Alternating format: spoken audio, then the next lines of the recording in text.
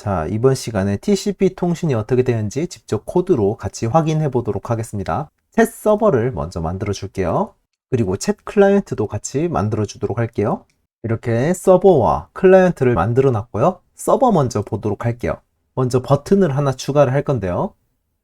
btn listen이라는 이름으로 서버 시작 버튼을 만들어서 여기에 코드를 작성해 보도록 하겠습니다. 자, 서버는 TCP 리스너를 사용합니다.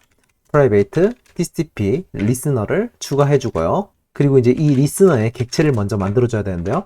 여기에 인자값으로는 IP와 포트가 존재하는데요. IP 어드레스 그리고 파스를 이용해서 로컬 IP로 설정해 보도록 할게요.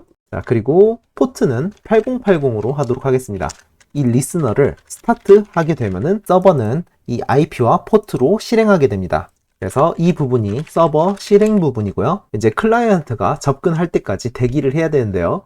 리스너에 accept TCP 클라이언트라는 메소드가 있습니다. 반응값은 TCP 클라이언트고요. 클라이언트가 이 IP와 포트로 연결할 때까지 여기서 대기를 하게 됩니다. 그래서 메인 스레드가 블락킹이 되고요. 만약에 클라이언트가 접근하게 되면은 다음으로 진행되게 되는데요. 이 클라이언트에서 get 스트림을 이용해서 이렇게 네트워크 스트림을 가져올 수 있는데요. 이제 이 스트림을 통해서 데이터를 주고받을 수 있는 겁니다. 데이터를 읽어보도록 할게요.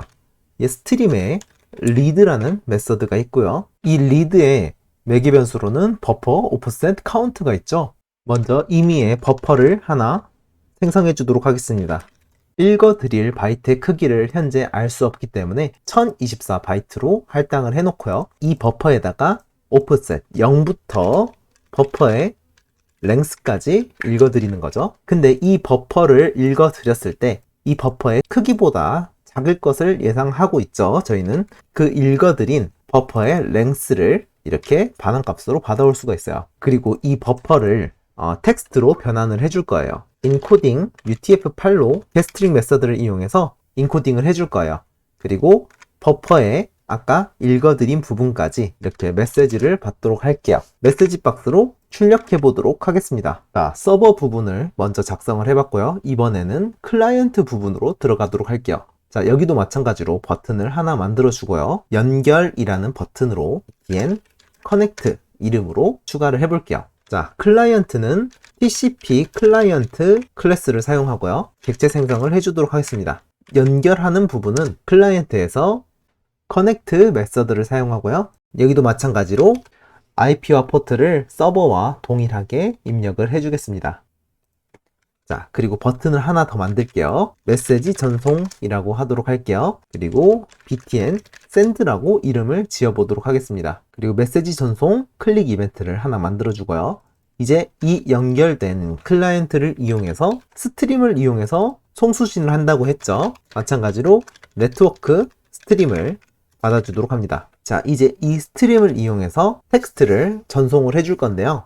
스트링 텍스트로 안녕하세요라는 메시지를 한번 전송해 보도록 하겠습니다. 스트림에 이번에는 read가 아니라 쓰는 거죠. write를 사용을 해서 이 텍스트를 바이트 배열로 인자값으로 넣어주면 끝이겠죠. 여기에서 버퍼를 만들어 주고요. 인코딩 UTF-8 get byte를 이용해서 버퍼로 변경을 해주도록 하겠습니다. 자, 이렇게 서버 코드와 클라이언트 코드가 모두 작성이 되었고요. 한번 실행을 해볼게요. 먼저 서버에 중단점을 걸고 그리고 클라이언트도 마찬가지로 이렇게 중단점을 걸어 볼게요.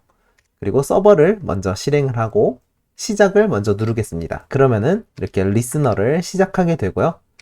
accept TCP 클라이언트를 호출하게 되면은 여기에서 스레드가 블락이 되는 걸 볼 수가 있죠. 클라이언트가 연결되기 전까지 대기하고 있는 상태예요. 이젠 클라이언트에서 한번 접속을 해볼게요. 자, 클라이언트에서 연결을 누르게 되면은 이렇게 해당 서버로 연결이 되는 순간 서버 쪽에 accept TCP 클라이언트가 넘어가고 클라이언트가 반환이 된 걸 볼 수가 있죠.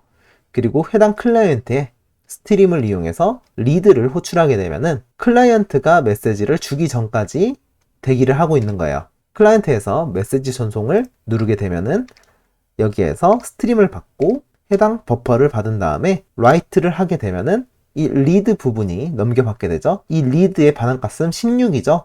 이 버퍼를 살펴보면은 총 16개의 바이트가 들어간 걸 볼 수가 있어요. 여기에 그 읽어드린 부분까지 스트링으로 변환을 해주는 거죠.